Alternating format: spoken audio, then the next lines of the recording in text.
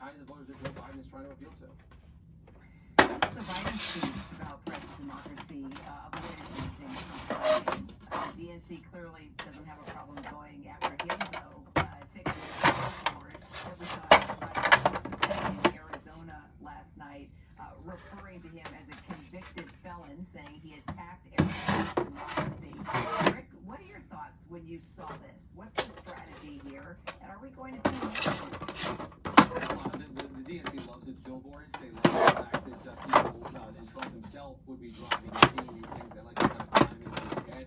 This is about as direct as we've seen it. To take advantage of the conviction from just about a week ago. And so many things have happened in the last 8 days. I remember it was only 8 days ago that historic verdict was handed down and Donald Trump was found guilty on all those felony charges in New York.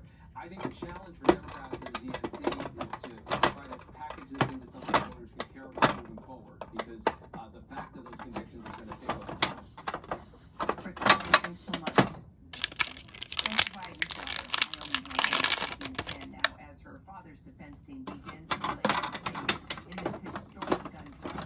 Undersecretary James Biden also attending court in Delaware today, along with the First Lady. Prosecutors earlier resting this case after calling the last two witnesses. They included that FBI forensic chemist who testified residue found on Hunter Biden's gun pouch tested positive for cocaine. That gun is the center of the case. Prosecutors say the president's son lied about his drug use when he brought the out for the jury. It appeared quite painful for many in the room. Hunter at one point wiping perhaps near his eyes. Potentially he was emotional. They did hug on the way out, but again, when all the Biden family members streamed out of that courtroom, quite somber. No one saying hardly anything.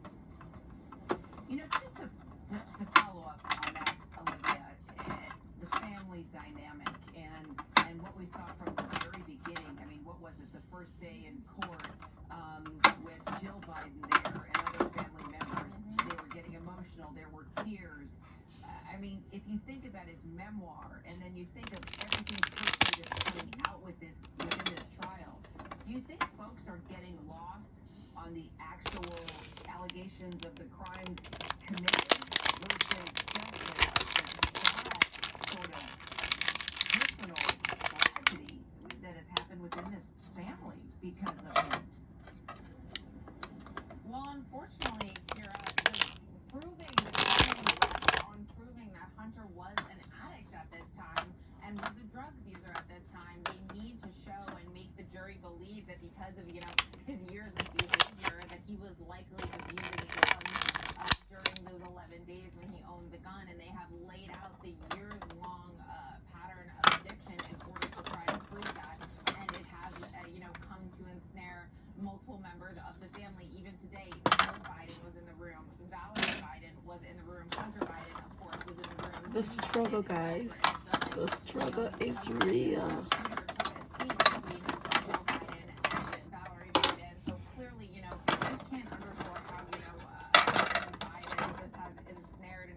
Striking to see them all in the courtroom where they're usually, at the White House or out on the political trail.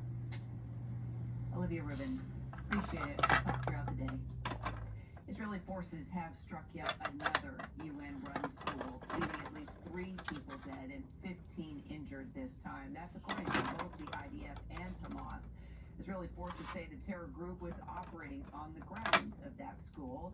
That said, 3 munitions experts are now telling ABC News that a weapon that Israel used in that deadly strike on the UN-run school in Gaza yesterday appears to have been made in America. And within these strikes, U.S. military officials today announcing that the pier that they built to allow more aid into Gaza has actually been reconnected now to the beach nearly 2 weeks after heavy storms badly damaged it.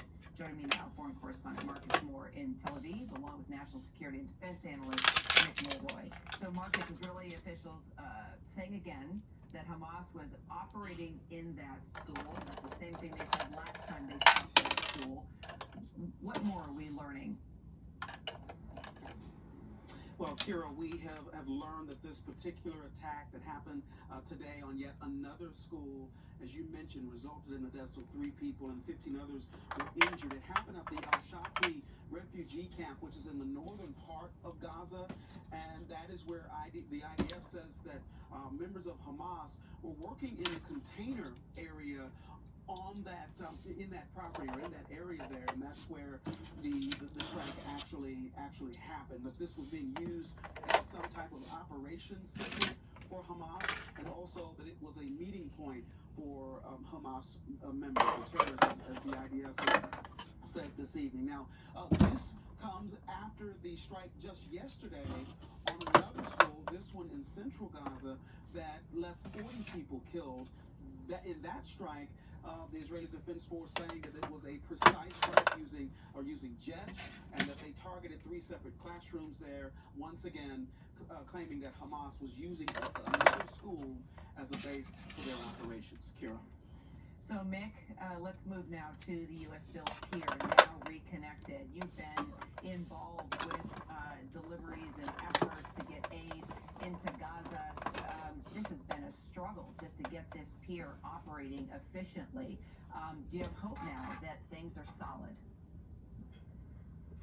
So, Kerry, you're absolutely right. It has been a struggle, and it's really been a Herculean effort by the U.S. military to not only get this pier to where it is, but to deal with the weather conditions that cause it to be damaged, and now get it repaired and back in place. So I do have hope.